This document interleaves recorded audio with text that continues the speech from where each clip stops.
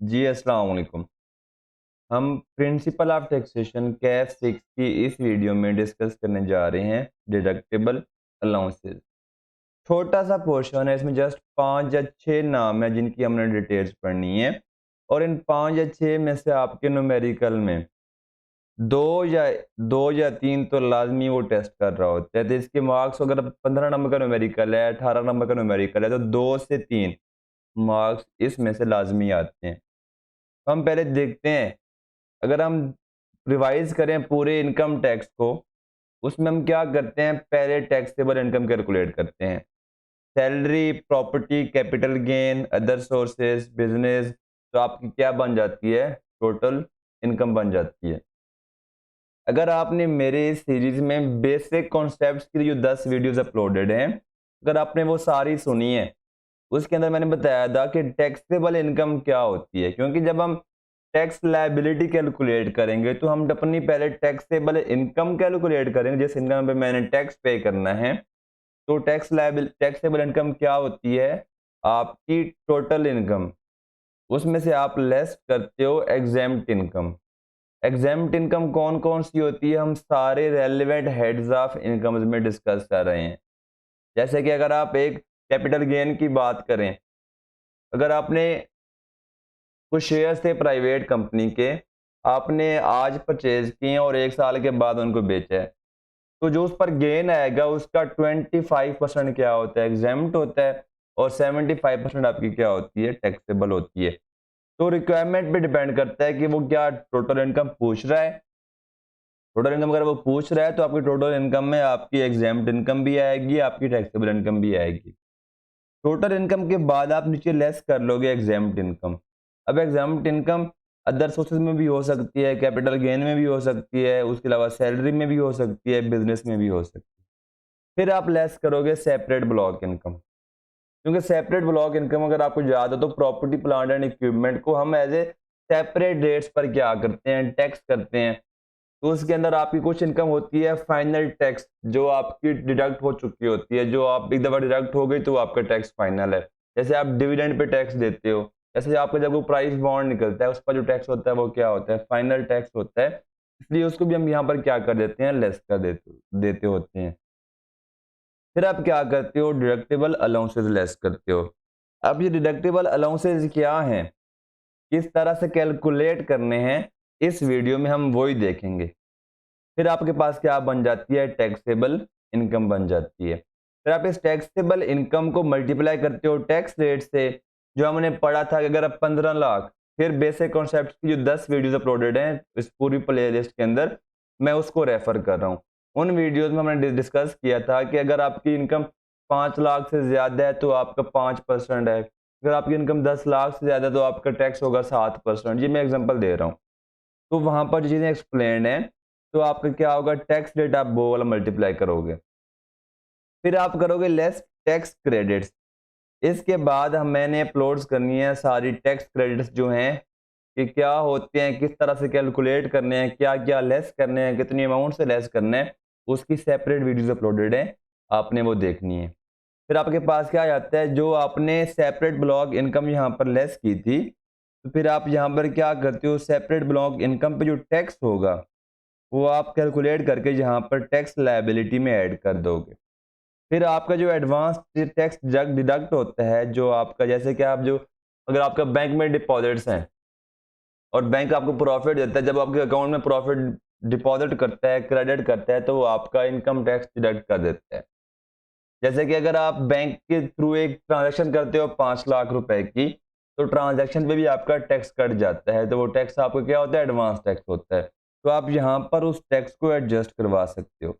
जैसे कि बिजली के बिलों के ऊपर आपका क्या आता है, एडवांस टैक्स कटता है, आपका इनकम टैक्स भी आता है, आपका सेल्स टैक्स भी आता है। जो आपका इनकम टैक्स का पोर्शन होता है वो आप एडजस्ट करवा सकते हो, यहाँ पर आप लेस कर दोगे कि जी ऑलरेडी मैंने इतना टैक्स पे किया हुआ है। फिर आपका बन जाता है नेक्स्ट, टैक्स पेएबल भी बन सकता है और रिफंडेबल भी बन सकता है। रिफंडेबल कैसे बन सकता है, कि आपने जो टैक्स पे किया हुआ है एडवांस में सारा कटा हुआ है, वो 1 लाख कटा हुआ है। आपकी लायबिलिटी बनती है 80,000 रुपए और आप रिफंड क्लेम कर सकते हो। अब रिफंड किस तरह क्लेम होना है, वो रिफंड क्लेम कैफ 6 के सिलेबस में नहीं है। ये थी कि आपकी डिटर्मिनेशन ऑफ टैक्स लायबिलिटी। अब हम जो ये डिडक्टेबल अलाउंसेस वाला पोर्शन है, इसको स्पेसिफिकली इस वीडियो में डिस्कस करते हैं कि क्या सीन है इसमें।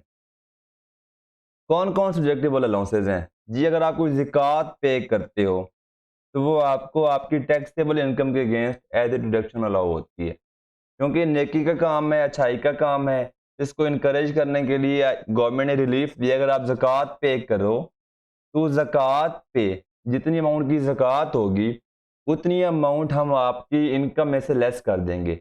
हम ये अज्यूम करेंगे आपकी इनकम है ही नहीं। जब आपकी इनकम कम हो जाएगी तो ऑटोमेटिकली आपकी टैक्स लायबिलिटी, आपका टैक्स क्या हो जाएगा? कम हो जाएगा। वर्कर्स वेलफेयर फंड, अब ये किस तरह होता है आपके सिलेबस में नहीं है। जस्ट आपके न्यूमेरिकल में क्या आएगा, ये वर्ड लिखा हुआ आएगा कि WWF की इतनी अमाउंट है, 10 लाख है, 5 लाख है। आपने एग्जैक्ट जाकर डिडक्टेबल अलाउंस वाली जगह पे इसको लेस कर देना है। वर्कर्स पार्टिसिपेशन फंड WPF, ये भी आपके सिलेबस में नहीं है कि क्या होता है, कैसे होता है। जस्ट अमाउंट गिवन होगी, आपने वो अमाउंट उठा के नाम के साथ गिवन होगी, आपने डिडक्टेबल अलाउंस लेस कर देना है। प्रॉफिट ऑन डेट, अगर मैं आपको रेफर करूं इनकम फ्रॉम सैलरी में, जो मार्कअप जो मैं एम्प्लॉयर से अगर मैं लोन लेता हूं और उस लोन पे से लेकर अगर मैं घर बनाता हूं, आपने वहां पर कुछ पढ़ा था कि वो जो उस पे जो इंटरेस्ट एक्सपेंस होता है वो मुझे डिडक्टेबल अलाउंस अलाउ होता है। अगर आप इस बात को उस बात से रेफर करें तो वहां पर इसी चीज की बात हो रही थी जो अभी हम यहाँ पर दोबारा उसको डिस्कस करेंगे। वहां पे तो हमने डिस्कस किया था ना कि इनकम फ्रॉम सैलरी का क्या पार्ट बनना है। तो वहां पर साथ में ये भी लिखा हुआ था कि अगर आप उस लोन को जो ले रहे हो, अगर उस लोन से आप कोई घर बना रहे हो, कोई कंस्ट्रक्शन कर रहे हो या घर परचेज कर रहे हो, तो उस लोन वाला इंटरेस्ट आप as a deductible allowance claim कर सकते हैं। फिर है एजुकेशन एक्सपेंस। एजुकेशन को प्रमोट करने के लिए, इनकरेज करने के लिए उन्होंने क्या किया, अगर आप बच्चों की फीसेस देता है कोई पर्सन, तो उस पर्सन को भी क्या देंगे, हम डिडक्टेबल अलाउंस देंगे। अभी हम तीनों को, सॉरी पांचों को क्या करते हैं, इकट्ठा discuss, one by one discuss करते हैं। एक छठा भी है डोनेशन। डोनेशन टैक्स क्रेडिट भी है, डिडक्टेबल अलाउंस भी है।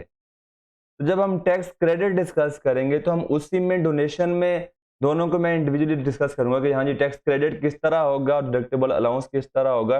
जब हम वहां पर कंपैरिजन करके पढ़ेंगे तो हमें फिर समझने में आसानी होगी। जी ये अब मैं यहाँ पर पढ़ाऊंगा तो नहीं इस वीडियो के अंदर, लेकिन मैंने नाम लिख दिया इसमें। ये पहली आपकी है ज़कात। आपने क्या किया, अपनी रुपीस इनकम कैलकुलेट की, आपकी इनकम बनी 1 लाख रुपए।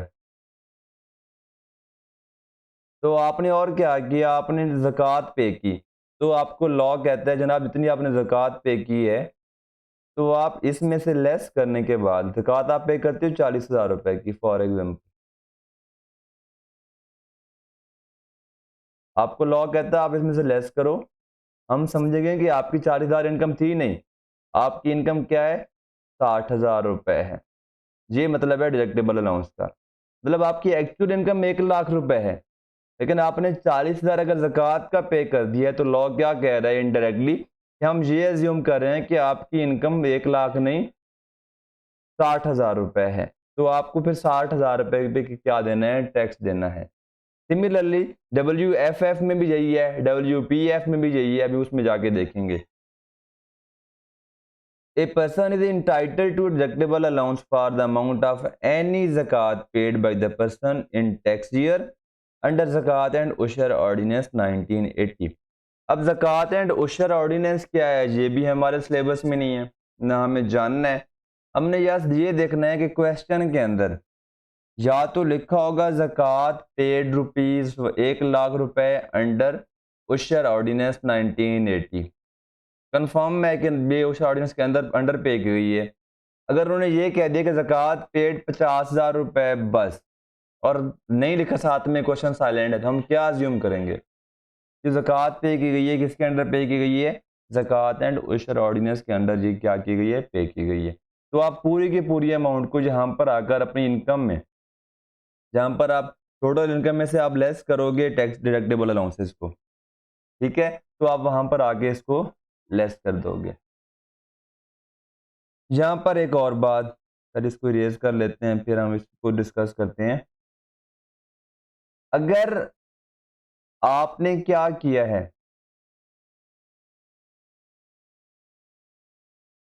ज़कात हमने क्या कहा है कि आपको as a deductible allowance allow होगा, लेकिन यहाँ पर एक एक्सेप्शन है। एक्सेप्शन क्या है कि जब आप डिपॉजिट करवाते हो किसी अकाउंट में, बैंक अकाउंट में, फिक्स्ड अकाउंट है, आप उसको उस पर आपको इंटरेस्ट मिल रहा है, तो उस केस में जब आपको वो प्रॉफिट ऑन डेट पे करेगा, तो प्रॉफिट क्या होते हैं, आपकी इनकम फ्रॉम अदर सोर्स होती है, तो उस पे क्या होगा, वो ज़कात भी डिडक्ट करेगा, क्योंकि जब आपके अकाउंट में प्रॉफिट जब क्रेडिट करेगा, तो क्या करेगा, टोटल प्रॉफिट उस पे 2.5% आपकी जो ज़कात है, आपकी जो रिक्वायरमेंट है इस्लाम के मुताबिक, वो मल्टीप्लाई करेगा, 2.5% आपकी डिडक्ट कर लेगा। फिर जो रिमेनिंग प्रॉफिट बचेगा, उस पे आपका टैक्स रेट, टैक्स लगाकर आपका टैक्स काट के बाकी जो नेट अमाउंट होगी वो आपके अमाउंट में क्रेडिट कर देगा। अब ये किस तरह से कैलकुलेट होता है प्रॉफिट ऑन डेट, ये इनकम फ्रॉम अदर सोर्सेज के अमाउंट में, मैं other income from other sources के वीडियोस में डिटेल में ये वाली बात डिस्कस्ड है, अब वो रेफर कर सकते हैं। सच ज़कात शैल नॉट बी डिडक्टेड, अगर ज़कात बैंक ने काटी है प्रॉफिट ऑन डेट में, तो वो वाली ज़कात डिडक्टेबल अलाउंस नहीं होगी, बल्कि इनकम फ्रॉम अदर सोर्स का एक्सपेंस होगा। जब आप income from other source calculate करोगे, तो आप क्या करोगे, प्रॉफिट लेस ज़कात नेट इनकम, तो आप उसको क्या करोगे, इनकम फ्रॉम अदर सोर्सेज में शो कर दोगे। अगर आपकी ज़कात की अमाउंट ज़्यादा है और जो टैक्सेबल इनकम आपकी बन रही है वो कम है, तो जो अमाउंट एडजस्ट नहीं हो सकी, जो एक्सेस अमाउंट है, वो ना रिफंड होगी, ना वो कैरी फॉरवर्ड होगी। ये अब था आपकी ज़कात का पोर्शन। नेक्स्ट आपका है workers welfare fund. Workers welfare fund भी सेम है, जितनी आप अमाउंट कंट्रीब्यूट करोगे क्वेश्चन में, जितनी आपको अमाउंट गिवन होगी, सेम वो आप जिस तरह मैंने ज़कात में समझाया है, तो वो आप उस तरह जाकर टैक्सेबल इनकम में से आप अपनी टोटल इनकम में से लेस कर दोगे।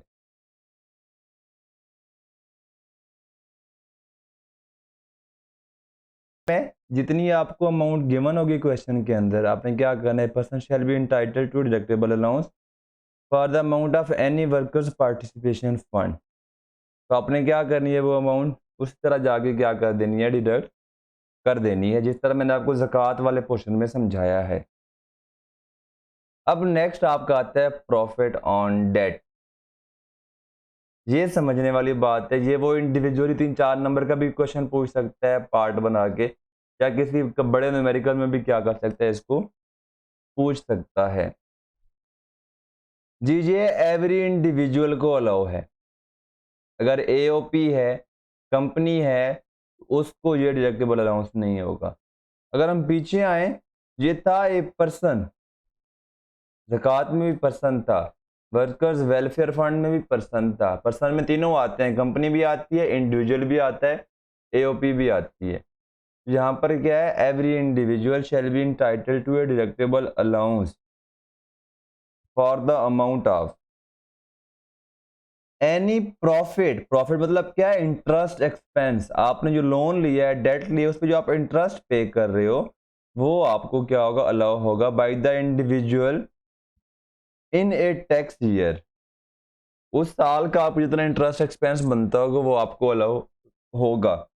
और आपने लोन आपने किससे लिया हो, किसी बैंक से लिया हो, नॉन बैंकिंग फाइनेंशियल इंस्टीट्यूशन से लिया हो, जिसको रेगुलेट कौन कर रहा हो, एसईसीपी रेगुलेट कर रहा हो, या आपने गवर्नमेंट से एडवांस लिया हो, लोकल गवर्नमेंट से एडवांस लिया हो, प्रोविजनल गवर्नमेंट से आपने क्या किया एडवांस लिया हो, किसी स्टैट्यूटरी बॉडी से एडवांस लिया हो, या किसी public company listed on registered stock exchange. मतलब अगर आप एज ए एम्प्लॉय किसी प्राइवेट कंपनी से लेते हो लोन, तो उस पर आपको डिडक्शन अलाउ नहीं होगी। आप एज ए किस पे लोगे, पब्लिक कंपनी रजिस्टर्ड, अगर आप एम्प्लॉय हैं, आप उससे लोन ले रहे हैं, घर किसके लिए वो भी देखते हैं, तो आपको उस पर प्रॉफिट है जो मार्केट पे, आप वो एक्सपेंस कर सकते हो। और आप वो लोन किसके लिए यूटिलाइज करोगे, loan for the construction of a new house और the acquisition of a house. अगर एक इंडिविजुअल लोन लेता है बैंक से, किसी नॉन फाइनेंशियल इंस्टीट्यूशन से, माइक्रो फाइनेंस बैंक से, या अपने एम्प्लॉयर से, और उस लोन को वो अपने घर को बनाने या घर को खरीदने में के लिए यूज़ करता है, तो उस पर जो मार्कअप होगा, इंटरेस्ट होगा, वो उसको डिडक्शन अलाउ होगी। किस तरह डिडक्शन अलाउ होगी? The amount of deductible allowance shell not exceed 50% of taxable income और ₹2,00,000। अब दो पोर्शन है। अब अगर एक इंडिविजुअल ने लोन लिया है को 50 लाख रुपए का, करोड़ रुपए का कर लेते हैं, उस पे वो मार्कअप दे रहे हैं आपका 10% या 11%, तो 11 लाख बन गया पूरे साल का एक्सपेंस। तो इस केस में क्या हो रहा है, अगर उस पर्सन की टोटल टैक्सेबल इनकम है 19 लाख रुपए, तो 50% ऑफ इनकम बन गई 9,50,000 रुपए। इंटरेस्ट एक्सपेंस है आपका 11 लाख रुपए। तो जो भी लोअर होगा 50% ऑफ टैक्सेबल इनकम और 2 लाख रुपए। अब यहाँ पर लोअर कौन सा है? 50% ऑफ टैक्सेबल इनकम लोअर है, तो आपकी 9,50,000 है, आपको उसका मार्कअप आपको अलाउ होगा एज एक्सपेंस। जो आपका डिडक्ट नहीं हुआ इस साल में, वो ना रिफंड होगा ना आपका कैरी फॉरवर्ड होगा। अब आपका जो लास्ट है वो है एजुकेशन एक्सपेंस। एजुकेशन एक्सपेंस में कंडीशन है, एवरी इंडिविजुअल जिसकी टैक्सेबल इनकम कितनी है, 15 लाख से ज्यादा, कम है, सॉरी, इधर लेस देन 15 लाख। अगर 15 लाख पूरी भी है तो उसको भी नहीं मिलेगा deductible allowance. Every individual shall be entitled to a deductible allowance in respect of tuition fee paid by the individual in a tax year provided that taxable income of the tax individual is less than 15 lakh रुपए। अब ये कौन, कितनी amount, वो amount जो deductible allowance हमें allow होगी, हमें किस तरह कैलकुलेट करनी है? Deductible allowance should allowed for tax year shall not exceed the lesser of 5% of total tuition fee paid by the individual in the year. अगर एक स्टूडेंट इंडिविजुअल है, उसके 5 बच्चे हैं, अगर हर बच्चे की साल की फीस अगर उसकी है 1-1 लाख रुपए, तो पूरे सारों की बन गई 5 लाख रुपए। तो आप उस टोटल फीस का 5% लोगे, ये आपका बनता है 25,000 रुपए। या आप क्या करोगे, पर्सन की 25% ऑफ टैक्सेबल इनकम। अगर पर्सन की टैक्सेबल इनकम कितनी है, 10 लाख रुपए है, तो 25% का कितना बन गया, 2,50,000 रुपए। और an amount computed by multiplying 60,000 with number of children of the individual. अब अगर 5 बच्चे हैं तो 60,000 अगर इंडिविजुअल मल्टीप्लाई करूंगा मैं नंबर ऑफ इंडिविजुअल से, यहाँ पे क्या कर रहा है, इस 60,000 को आपने मल्टीप्लाई करना है विद नंबर ऑफ चिल्ड्रन। अगर 5 बच्चे हैं तो 6 5 3 लाख रुपए, इसमें 25,000, 2,50,000 और 3 लाख, इनमें से जो सबसे लो अमाउंट होगी वो आपको डिडक्टेबल अलाउंस अलाउ होगी। वो कितनी अमाउंट है, 25,000 रुपए है। और ये आपको जो डिसअलाउ हो जाती है अमाउंट, मतलब आपने 1 लाख की टैक्स फी पे की थी, आपको डिडक्टेबल अलाउंस मिला है 25,000 रुपए का, जो रिमेनिंग 75,000 है वो आपका ना कैरी फॉरवर्ड होगा ना रिफंड होगा। ये आपका था एजुकेशन एक्सपेंस। और इस अलाउंस को लेने के लिए तो आपको क्या करना होगा, जो आपका इंस्टीट्यूशन है, जो आपका स्कूल है, जिस स्कूल में आपके बच्चे पढ़ते हैं, या तो आप उसका नेम लिख के देंगे या उसका एनटीएन नंबर लिख कर देंगे, तभी आपको क्या होगा, ये डिडक्टेबल अलाउंस अलाउ होगा। ये था आपके डिडक्टेबल अलाउंसेस का पोर्शन। इंशाल्लाह हम इसके बाद डिस्कस करेंगे टैक्स क्रेडिट्स को डिटेल में, और इसके न्यूमेरिकल भी हम सॉल्व करेंगे इनकम टैक्स के, तब उसके अंदर ये सारे के सारे जो आप डिडक्टेबल अलाउंसेस हैं ये डिटेल में कवर हो जाएंगे।